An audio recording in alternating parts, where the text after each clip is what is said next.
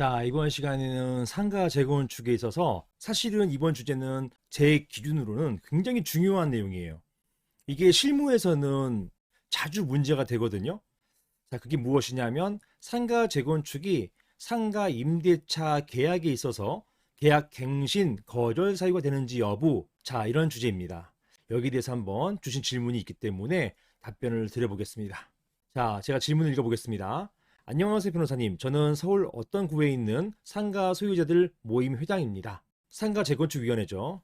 다름이 아니고 저희 건물이 지은 지 너무 오래되고 엘리베이터도 없어서 3층부터 몇 년째 공실로 비워져 있는 상태입니다. 그래서 이제 재건축을 하려고 하는데 저희 건물 1층에 있는 점포들 세입자들이 상가 건물 임대차 보호법상 10년 동안 영업을 할 수 있는데 왜 나가라고 하느냐면서 계속 임대차 계약을 갱신할 것이고 절대 못 나간다고 합니다. 이런 경우 저희가 재건축을 하겠다면서 임대차 계약의 갱신을 거절할 수 있는 것인지요? 이런 질문을 주셨습니다. 자, 여기에 대해서 한번 관련된 법부터 살펴보실게요. 상가 건물 임대차 보호법입니다. 자, 상가 건물 임대차 보호법 제10조에는요. 계약을 갱신할 수 있는, 즉 임차인이 계약을 갱신할 수 있는 그 요구권을 인정하고 있습니다. 이게 강행 규정이에요. 따라서 임대인과 임차인이 합의로 이런 계약 갱신을 하지 않기로 한다라는 계약을 체결한다 하더라도 이건 무효예요. 계약 갱신 요구는 강행 규정으로서 언제든지 자유롭게 임차인이 행사할 수 있게 되는 것입니다.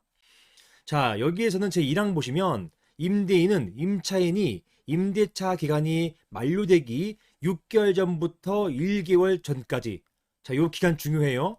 6개월 전부터 1개월 전까지 이때 갱신을 요구해야 돼요. 이 갱신 요구를 해야 되는 것이에요.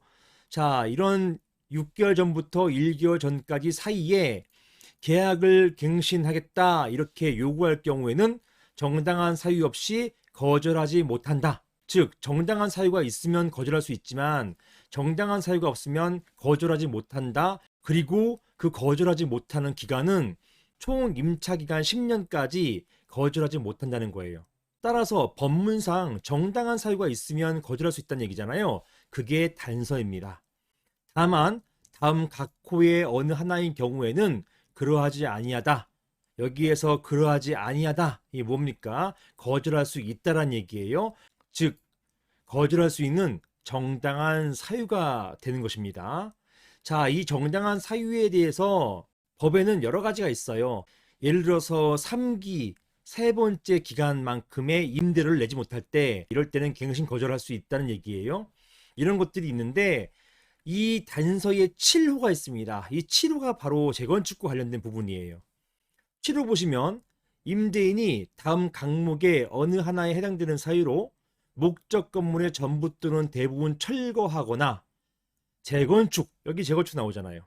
재건축하기 위해서 목적 건물의 점유를 회복할 필요가 있는 경우, 즉 쉽게 얘기해서 재건축하기 위한 경우에는 그 경우에는 갱신을 거절할 수 있다라는 것입니다. 다만 여기에 또 전제가 있어요.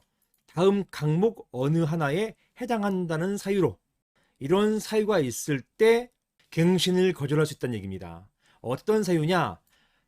과목 보시면 임대차 계약 체결 당시 공사 시기, 소요 기간 등 포함한 철거 또는 재건축 계획을 임차인에게 구체적으로 고지하고 그 계획에 따르는 경우, 이런 경우가 필요합니다. 즉 임대차 계약을 체결할 때 우리 건물 오래됐으니까 재건축할 것이고 이 재건축하면 갱신 안 된다 라는 것이 계약서상으로 계약 당시에 정해져 있고 계약서에 명시가 되어 있다면 이 경우에는 갱신 거절할 수 있어요.